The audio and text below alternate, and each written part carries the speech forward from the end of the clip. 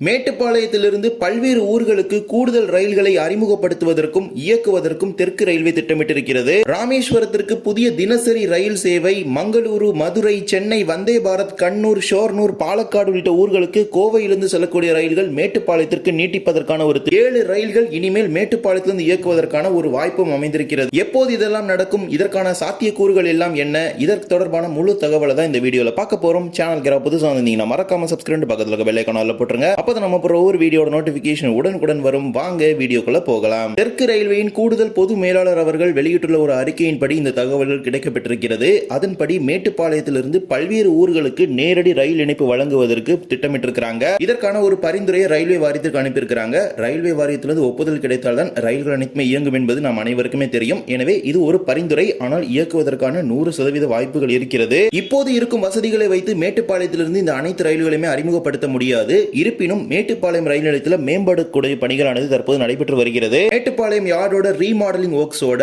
2 loop line construct பண்ண போறாங்க. அதே மாதிரி ஒரு பிளாட்ஃபார்மும் வரப்போகுது.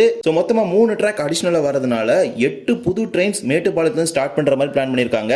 7 ட்ரெயினோட எக்ஸ்டென்ஷன் பிளஸ் ஒரு நியூ ட்ரெயின். இந்த 2 லூப் லைன் பிளஸ் ஒரு பிளாட்ஃபார்மோட ஒர்க்ஸ் எல்லாமே வருகின்ற ஜூலை மாதத்திற்குள்ள முடிப்பதற்கு திட்டமிட்டிருக்காங்க. ஜூலை மாதத்துல இந்த பணிகள் எல்லாமே முடிந்து கமிஷனிங் பண்ண பிறகு ஆகஸ்ட் மாதத்திலிருந்து மேட்டுப்பாளையத்திலிருந்து பல்வேறு ஊர்களுக்கு இந்த ரயில்களை வழங்குவதற்கு முடிவு செஞ்சிருக்காங்க. பரிந்துரையாக அனுப்பியிருக்காங்க. மேட்டுப்பாளையத்தை பொறுத்த வரைக்கும் சென்னை சென்ட்ரலுக்கு தினமும் நீலகிரி எக்ஸ்பிரஸ் என்ற ரயில் இயக்கப்பட்டு வருது. அதே போலவே கோயம்புத்தூர், போத்தனூர் ஆகிய பகுதிகளுக்கு மெமு ரயில்களும், ஊட்டிக்கு டாய் ட்ரெயின் இயக்கப்பட்டு வருது. அதே போலவே தூத்துக்குடிக்கு வாரம் 2 முறை ரயில், திருநெல்வேலிக்கு வாராந்திர சிறப்பு ரயில், இந்த ரயில்கள் எல்லாமே இப்போது மேட்டுப்பாளையத்திலிருந்து இயக்கப்பட்டு வருது. கோயம்புத்தூர் சந்திப்பின் போக்குவரத்து நெரிசலை குறைக்கும் வகையில் மேட்டுப்பாளையம், போத்தனூர் போன்ற பகுதிகளிலிருந்து ரயில்கள் இயக்க வேண்டும் என்ற ஒரு கோரிக்கை தொடர்ந்து ரயில்வே துறைக்கு முன்வைக்கப்பட்டு வருது. அதன் அடிப்படையில் ஏற்கனவே போத்தனூர் சந்திப்பு ரயில் நிலையம் கோயம்புத்தூரின் 2வது முனையமாக அறிவிக்கப்பட்டிருக்குது.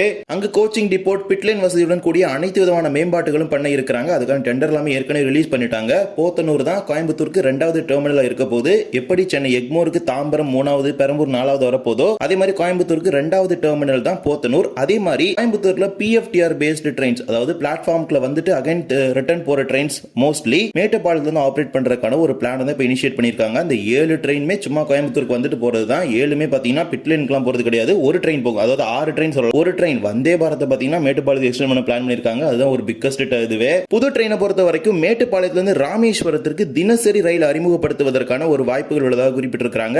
ஆகஸ்ட் மாதத்தில் இந்த ரயில் அறிமுகப்படுத்துவதற்கான வாய்ப்புகள் உள்ளதாகவும் இதுல மென்ஷன் பண்ணிருக்காங்க. மேட்டுப்பாளையத்திலிருந்து கோயம்புத்தூர், போத்தனூர், பொள்ளாச்சி, மதுரை, மானாமதுரை வழியாக ராமேஸ்வரத்திற்கு தினசரி இரவு நேர ரயிலாக இதை அறிமுகப்படுத்துவதற்கான வாய்ப்புகள் உள்ளது.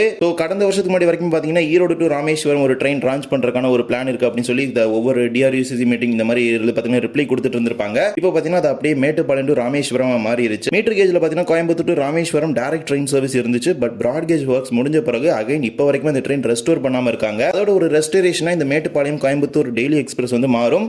இதை புதிய ரயிலா மேட்டுப்பாளையத்தில் அறிமுகப்படுத்துவதற்கு திட்டமிட்டிருக்கிறாங்க. அறிமுகப்படுத்துவதற்கான அதிக அளவிலான வாய்ப்புகள் இருக்கிறது. முதன்மை பராமரிப்பை பொறுத்த வரைக்கும் ராமேஸ்வரத்தில் மேற்கொள்வாங்க. கிளீனிங் மட்டும் மேட்டுப்பாளையத்தில் பண்ணிட்டு ஆபரேட் பண்ற மாதிரி ஒரு பிளான்ல இருக்காங்க. எக்ஸ்டென்ஷன், அதாவது நீட்டிப்புகளை பொறுத்த வரைக்கும் 7 ரயில்கள் நீட்டிப்பதற்கு முடிவு செஞ்சிருக்காங்க. அன்ரிசர்வ்டு எக்ஸ்பிரஸ் பொறுத்த வரைக்கும் மங்களூரு சென்ட்ரல் இருந்து கோயம்புத்தூர் வரைக்கும் வர அன்ரிசர்வ்டு எக்ஸ்பிரஸ், கண்ணூரில் இருந்து கோயம்புத்தூர் வரக்கூடிய அன்ரிசர்வ்டு எக்ஸ்பிரஸ் மற்றும் மதுரை கோயம்புத்தூர் அன்ரிசர்வ்டு எக்ஸ்பிரஸ், இந்த 3 ட்ரெயினையும் கோயம்புத்தூர்ல இருந்து டைரக்டா மேட்டுப்பாளையத்துக்கு எக்ஸ்டெண்ட் பண்றதுக்கான ஒரு ப்ரொபோசல் பண்ணிருக்காங்க. அதே போலவே இன்டர்சிட்டி எக்ஸ்பிரஸ் பொறுத்த வரைக்கும் மங்களூர்ல இருந்து கோயம்புத்தூர் வரைக்கும் வர இன்டர்சிட்டி சூப்பர் ஃபாஸ்ட் எக்ஸ்பிரஸ் டைரக்டா மேட்டுப்பாளையத்துக்கு எக்ஸ்டெண்ட் பண்றதுக்கான ஒரு பிளான்ல இருக்காங்க. இதுல ஒரு முக்கியமான விஷயமே இந்த வந்தே பாரத் எக்ஸ்பிரஸ் தான். கோயம்புத்தூர்ல இருந்து சென்னை சென்ட்ரல் வரைக்கும் போற இந்த வந்தே பாரத் எக்ஸ்பிரஸையும் மேட்டுப்பாளையத்துல இருந்து ஆபரேட் பண்றதுக்கான ஒரு பிளான்ல இருக்காங்க.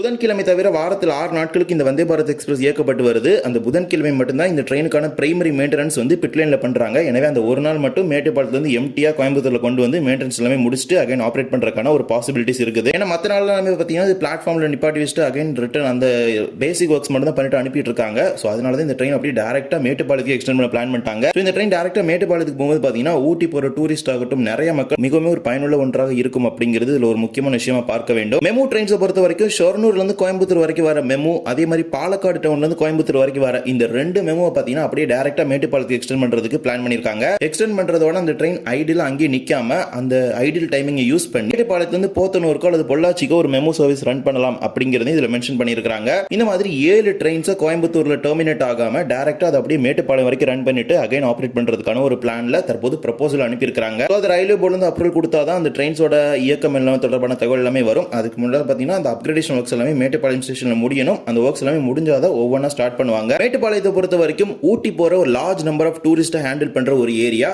ஊட்டி, குன்னூர் இந்த மாதிரி ஏரியாக்கான ஒரு நியரஸ்ட் பிராட்கேஜ் ரயில்வே ஸ்டேஷன் அது மேட்டுப்பாளையம் தான். மேட்டுப்பாளையத்துக்கு பல்வேறு ஊர்கள்ல இருந்து நேரடி ரயில் இணைப்பு கொடுக்கும் பொழுது அது பல்வேறு ஊர்ல இருந்து வர சுற்றுலா பயணிகளுக்கு மிகவும் ஒரு பயனுள்ள ஒன்றாக இருக்கும். மேலும் ஊட்டியில் இருக்கக்கூடிய மக்களும் தமிழ்நாடு மற்றும் கேரள மாநிலத்தின் பல்வேறு பகுதிகளுக்கு செல்வதற்கான ஒரு நேரடி ரயில் இணைப்பு இதன் மூலமாக கிடைக்கப்பெறும். ஏன்னா கேரளாக்கு போற மெஜாரிட்டி ட்ரெயின்ஸ், அதே மாதிரி தமிழ்நாட்டுக்கு போற 1-2 ட்ரெயின்ஸ் பாத்தீங்கன்னா அப்படியே இந்த 7 ட்ரெயின் லிஸ்ட்ல இருக்குது. இதனால கோயம்புத்தூருக்கு மேட்டுப்பாளையத்துக்கு இடையில பாத்தீங்கன்னா அடிஷனலா நிறைய ட்ரெயின் சர்வீஸ் கிடைக்கும். ஏற்கனவே பாத்தீங்கன்னா கிட்டத்தட்ட ஒரு 5 பேசஞ்சர் போயிட்டு இருக்குது. சோ இந்த ட்ரெயின் எல்லாமே எக்ஸ்டெண்ட் ஆகும்போது இன்னும் அதிக அளவிலான மக்களுக்கு பயனளிக்கக்கூடிய ஒரு சேவைகளாக மேட்டுப்பாளையத்துக்கு கோயம்புத்தூர் இடையில கிடைக்கப்பெறும். அண்ட் லாங் டர்ம் ரெக்வஸ்டான கோயம்புத்தூர் ராமேஸ்வரம் மீட்டர் கேஜ் ட்ரெயினோட ஒரு ரெஸ்டரேஷனும் கிடைக்கப்பெறும். அந்த மேட்டுப்பாளையம் டு ராமேஸ்வரம் அப்படிங்கிற அந்த ட்ரெயின் சர்வீஸ் இன்ட்ரோடியூஸ் பண்ணும்போது ராமேஸ்வரத்துல பாத்தீங்கன்னா அப்கிரேடேஷன் ஒர்க்ஸ் எல்லாமே போயிட்டு இருக்குது. சோ அவ்வளவு சீக்கிரம் இன்ட்ரோடியூஸ் பண்றதுக்கான ஒரு பாசிபிலிட்டி எல்லாம் கிடையாது. ராமேஸ்வரத்துல பிளாட்ஃபார்ம் 5 அதே மாதிரி பிட் லைன் 3 இந்த மாதிரி நிறைய ஒர்க்ஸ் வந்து இப்பதான் ஸ்டார்ட் பண்ணிருக்காங்க.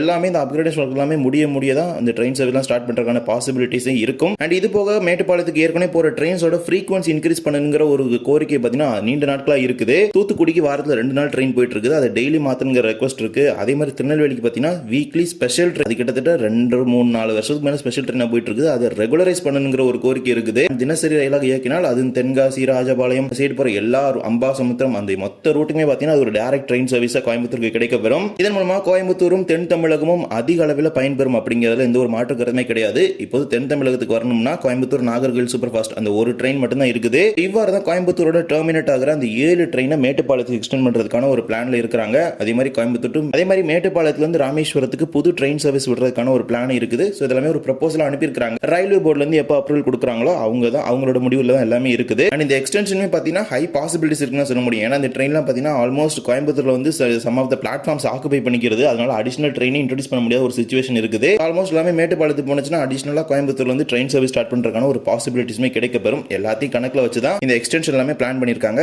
அதே மாதிரி போத்தனூர் செகண்ட் டெர்மினலா மாறும்போது இன்னும் கோயம்புத்தூர்ல இருந்து அடிஷனல் ட்ரெயின் சர்வீஸ் இன்ட்ரோடியூஸ் பண்றதுக்கான ஒரு பாசிபிலிட்டிஸ்மே கிடைக்கப்பெறும். இந்த ஒரு வீடியோ அவ்வளவுதான். இந்த வீடியோ பிடிச்சதா மறக்காம like and share and subscribe பக்கத்துல பெல் ஐகான் போட்டுருங்க. அப்போ நம்ம போற ஒவ்வொரு வீடியோட நோட்டிபிகேஷன் உடனுக்குடன் வரும். இன்னொரு வீடியோ சந்திக்கலாம். தேங்க்ஸ் ஃபார் வாட்சிங்.